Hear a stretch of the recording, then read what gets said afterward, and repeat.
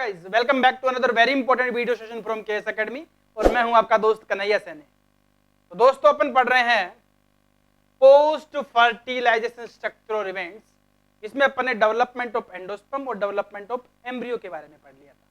अपन ने देखा था कि सबसे पहले एंडोस्पर्म का फॉर्मेशन होता है और वो एंडोस्पर्म क्या करता है, डेवलप होते हुए एम्ब्रियो को न्यूट्रिशन प्रोवाइड करने का काम करता है। आज के इस वीडियो में अपन पढ़ेंगे कि आफ्टर फर्टिलाइजेशन ओव्यूल सीड में मॉडिफाई कैसे होता है और ओवरी होती है वो फ्रूट में मॉडिफाई कैसे होती है। तो पहले अपन पढ़ रहे हैं modification of ovule into seed. दोस्तों ध्यान रखना कि फर्टिलाइजेशन के बाद जैसे ही ओव्यूल में एम्ब्रियो बन जाता है तो आफ्टर एम्ब्रियो फॉर्मेशन ओव्यूल नहीं रहता, ओव्यूल मॉडिफाइड इनटू सीड। तो देखो अगर सीड बोले तो आप ऐसे बोल सकते हो कि एक जो फर्टिलाइज्ड ओव्यूल है उसी को अपन सीड कहेंगे। फर्टिलाइज्ड ओव्यूल, फर्टिलाइज्ड ओव्यूल का मतलब ऐसा ओव्यूल जिसमें एम्ब्रियो फॉर्मेशन हो चुका है। इसी बात को मैं दूसरे तरीके से बोल सकता हूं कि seed is equal to ovule plus embryo. Ovule plus embryo का मतलब ऐसा ओव्यूल जिसमें एम्ब्रियो फॉर्मेशन हो चुका है उसी को अपन बोलेंगे सीड। तो ध्यान रखना अपन इसको बोलेंगे fertilised ovule is called seed. आपको यह भी पता है कि ओव्यूल को अपन मेगास्पोरेंजियम भी कह सकते हैं। तो यह भी आपको याद रखना है कि ripened megasporangium also known as seed. देखो ये बात आपको पता चल गई कि सीड का फॉर्मेशन कौन करता है, ओव्यूल। इसलिए क्या होता है, किसी भी फ्रूट में कितने सीड होंगे ये इस बात पे डिपेंड करता है कि उस प्लांट की ओवरी में कितने ओव्यूल थे। तो जितने ओव्यूल होंगे उतने ही फ्रूट में सीड होंगे या उससे कम होंगे। कम इसलिए होंगे, फॉर एग्जांपल मान लो एक प्लांट है उसकी ओवरी में 10 ओव्यूल है तो जरूरी नहीं है कि 10 के 10 ही फर्टिलाइज्ड हो सकता है कि 8 फर्टिलाइज्ड हो जाएं। तो इसका मतलब उस प्लांट के फर्टिलाइजेशन के बाद जब फ्रूट बनेंगे तो फ्रूट में नंबर ऑफ सीड कितने होंगे, या तो होंगे ओव्यूल के बराबर या ओव्यूल से कम होंगे। अब अपन ये सीखेंगे कि एम्ब्रियो फॉर्मेशन के बाद ओव्यूल की कौन सी स्ट्रक्चर सीड में क्या बनाती है। तो देखो पहले तो मैंने ये लिखा कि ओव्यूल क्या बनाएगा, ओव्यूल खुद तो बनाएगा seed. After fertilisation ovule modified into seed. अब देखो बात करते हैं अपन इंटेगुमेंट की। अब बात करते हैं इंटेगुमेंट। तो जब तक ये ओव्यूल था तब तो अपन बोल रहे थे इसको इंटेगुमेंट, लेकिन जब ओव्यूल सीड में कन्वर्ट हो गया तो ये इंटेगुमेंट क्या बना लेगा, सीड कोट। अगर मान लो इंटेगुमेंट है वो दो हैं, दो इंटेगुमेंट किसमें होते हैं, बाइटेगमिक ओव्यूल में। आपको पता है कि मोस्ट कॉमन टाइप का जो ओव्यूल होता है एंजियोस्पर्म में एनाट्रोपस, जो कैसा होता है, बाइटेगमिक। तो दो इंटेगुमेंट है, उस कंडीशन में जो आउटर इंटेगुमेंट है वो बनाएगा outer seed coat which is called testa, and inner integument modified into inner seed coat which is called tegmen। ध्यान रखना इंटेगुमेंट क्या बनाएगा, सीड कोट। लेकिन अगर बाइटेगमिक ओव्यूल है then outer seed coat is modified into outer integument is modified into outer seed coat which is called testa, and inner integument is modified into inner seed coat which is called tegmen। अब बात करते हैं देखो endosperm की। तो पहले मैंने लिखा ओव्यूल का मॉडिफिकेशन, अब इंटेगुमेंट का मॉडिफिकेशन, और अब बात करते हैं एंडोस्पर्म की। एंडोस्पर्म आपको पता ही है क्या काम करता है, एंडोस्पर्म डेवलप होते हुए एम्ब्रियो को न्यूट्रिशन प्रोवाइड करने का काम करता है। अब देखो सीड फॉर्मेशन के बाद एंडोस्पर्म का क्या होना है। तो देखो कई सीड ऐसे होते हैं जिसमें एम्ब्रियो के डेवलपमेंट के टाइम एंडोस्पर्म का कंप्लीटली कंजप्शन हो जाता है। तो कहने का मतलब अब जो मैच्योरेशन के बाद जो सीड बनेगा उसमें एंडोस्पर्म नहीं होता। तो ऐसे जो सीड है उनको मैं बोलूंगा non endospermic seed, non endospermic seed, या तो बोल दो non endospermic seed, also known as exalbuminous. तो क्लियर हो गया कि नॉन एंडोस्पर्मिक कौन होंगे, ऐसे सीड जिसमें मैच्योरेशन के बाद एंडोस्पर्म कंप्लीटली एब्सेंट होता है। ध्यान रखना इनिशियल स्टेज में एब्सेंट नहीं होता, इनिशियल स्टेज में तो एंडोस्पर्म था लेकिन मैच्योरेशन के टाइम है उसका कंप्लीटली कंजप्शन हो गया। तो देखो ज्यादातर जो डाइकोट होते हैं, ज्यादातर जो डाइकोट होते हैं वो कैसे होते हैं, non endospermic. For example like bean, pea, groundnut, मूंगफली। तो ज्यादातर जो डाइकोट होते हैं वो कैसे होते हैं, नॉन एंडोस्पर्मिक। और एग्जांपल देखना चाहो तो आप ग्राम देख सकते हो, चना, सनफ्लावर, ये सारे कैसे होते हैं, नॉन एंडोस्पर्मिक। लेकिन ध्यान रखना कुछ मोनोकोट भी है जो नॉन एंडोस्पर्मिक है, लाइक पोथोस, लाइक वेलिसनेरिया। तो सारे डाइकोट ही नॉन एंडोस्पर्मिक हों ये स्टेटमेंट ठीक नहीं है। ज्यादातर डाइकोट कैसे होते हैं, नॉन एंडोस्पर्मिक। कुछ मोनोकोट भी ऐसे हैं जो कि नॉन एंडोस्पर्मिक हो सकते हैं। दूसरा अपना केस बनता है कि कई सीड ऐसे हैं जिसमें मैच्योरेशन के बाद एंडोस्पर्म बच जाता है, ऐसे सीड को बोलेंगे अपन endospermic seed, also known as albuminous. तो ज्यादातर जो मोनोकोट होते हैं वो एंडोस्पर्मिक होते हैं, like wheat, rice, coconut.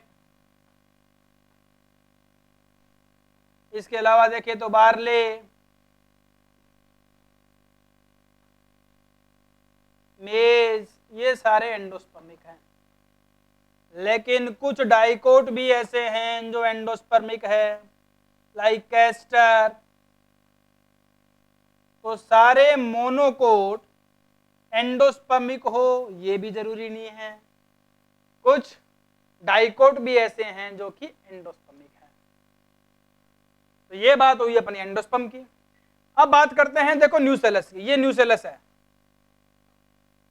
Nucellus जब ओव्यूल की स्ट्रक्चर बताई थी तो मैंने आपको बताया था कि ओव्यूल का सबसे इंपॉर्टेंट पार्ट होता है nucellus. It is composed of parenchymatous sales और इसमें क्या होता है, फूड स्टोरेज फॉर्म में रहता है।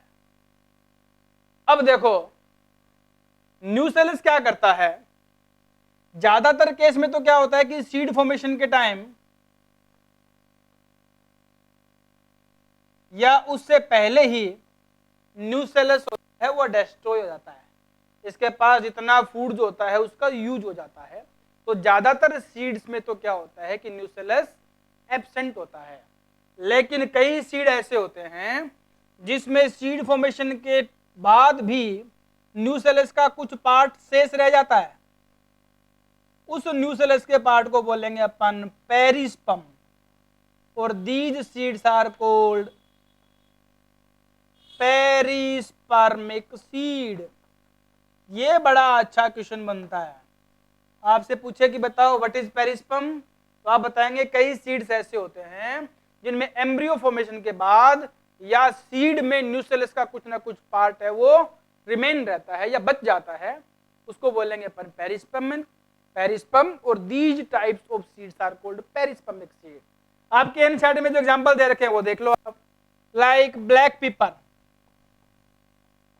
ब्लैक पेपर या काली मिर्च, इसमें एंडोस्पर्म प्रेजेंट होता है। इसके अलावा बीट, इसके अलावा कैस्टर, ये सारे कैसे माने जाएंगे स्टूडेंट्स, पेरिस्पर्मिक सीड माने जाएंगे। ये है देखो माइक्रोपाइल। अब आप बोलोगे सर माइक्रोपाइल सीड के बाद क्या बनाएगा, तो माइक्रोपाइल तो माइक्रोपाइल ही रहेगा। अब इसको बोलेंगे माइक्रोपाइल ऑफ सीड। और यही माइक्रोपाइल क्या करता है दोस्तों, सीड जर्मिनेशन के टाइम सीड के अंदर ऑक्सीजन और वाटर की एंट्री करता है। तो यहीं से ऑक्सीजन और वाटर जाएगी। तो ये मैंने आपको सिखा दिया कि फर्टिलाइजेशन के बाद ओव्यूल की कौन सी स्ट्रक्चर होती है, वो सीड की कौन सी स्ट्रक्चर में मॉडिफाई होती है। यहां पर मैंने क्या किया है, कुछ डायग्राम भी बना रखे हैं जो कि आपके एनसीईआरटी के डायग्राम है, ये भी आपको अच्छे से याद रखने हैं। फॉर एग्जाम्पल देखो, ये मैंने लिखा है, ये जो डायग्राम है ये किसका है, बीन। तो बीन में याद रखना है आपको कि बीन कैसा होता है। बीन का सीड होता है वो होता है डाइकोट। तो बताओ डाइकोट मोस्टली कैसे होता है, नॉन एंडोस्पर्मिक। तो ये जो सीड है वो डाइकोट के साथ साथ कैसा है, नॉन एंडोस्पर्मिक। ये जो डायग्राम बनाया है मैंने, ये बनाया है ये कैस्टर का। कैस्टर के डायग्राम में तीन चीजें याद रखनी है। एक तो ये कि कैस्टर कैसा होता है स्टूडेंट्स, डाइकोट। अब देखो ज्यादातर डाइकोट कैसे होते हैं, नॉन एंडोस्पर्मिक। लेकिन ध्यान रखना कैस्टर कैसा होता है, एंडोस्पर्मिक। कैसा हो गया, एंडोस्पर्मिक होता है कैस्टर सीड। कैस्टर में कई बार यहां से भी क्वेश्चन पूछ लेते हैं कि सर ये क्या है। एक्चुअल में ये जो स्ट्रक्चर होती है इसको बोलते हैं कैरेंकल। कैरेंकल क्या होता है कि कई सीड में क्या होता है कि वो माइक्रोपाइल के ऊपर वाला जो इंटुगमेंट होता है उसकी आउटग्रोथ हो जाती है। उस आउटर इंटुगमेंट की जो आउटग्रोथ है जो कि माइक्रोपाइल के ऊपर है, उस आउटग्रोथ को ही बोलते हैं अपन कैरेंकल। यहां से बड़ा अच्छा क्वेश्चन बनता है। ये जो डायग्राम दे रखा है तीसरे को अनियन। अनियन एक्चुअल में कैसा होता है, मोनोकोट। मोनोकोट ज्यादातर कैसे होते हैं, एंडोस्पर्मिक। तो मैंने ये लिख दिया कि ये भी कैसा है, अनियन सीड जो होता है वो होता है एंडोस्पर्मिक। ये जो मैंने डायग्राम बनाया है ये है इसका।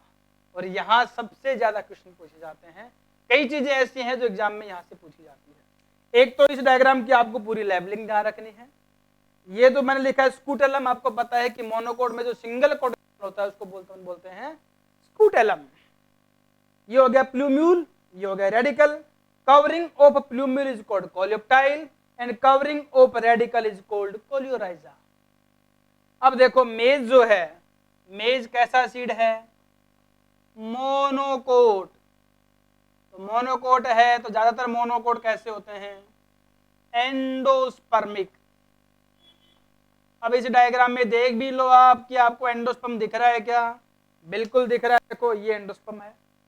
यहां से एक इंपॉर्टेंट क्वेश्चन आता है कि एक तो ये कि मेज में क्या होता है कि एंडोस्पर्म के चारों ओर एक प्रोटीन रिच प्रोटेक्टिव लेयर होती है। उस लेयर को बोलते हैं अपन एल्यूरोन। Aleurone layer.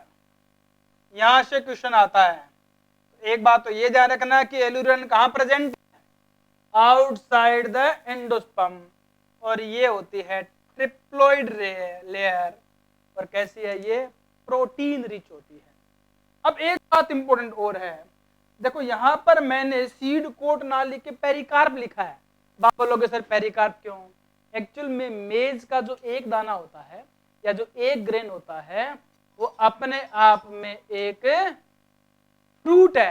तो किसका फ्रूट है ये, मेज का एक दाना कैरियोप्सिस टाइप का फ्रूट होता है जिसमें पेरिकार्प और सीड कोट कंबाइंड हो जाते हैं। ध्यान रखना ये मेज का एक दाना अपने आप में सीड भी है और ये एक तरीके से फ्रूट भी है। तो स्टूडेंट्स ये सारी चीजें आपके एनसीईआरटी के हैं, आपको अच्छे से याद रखनी है। आई होप कि आज के इस लेक्चर की सारी चीजें आपको अच्छे से क्लियर हुई होंगी। अगली क्लास में अपन सीड से रिलेटेड आगे की terms like seed dormancy, seed germination, seed viability पढ़ेंगे।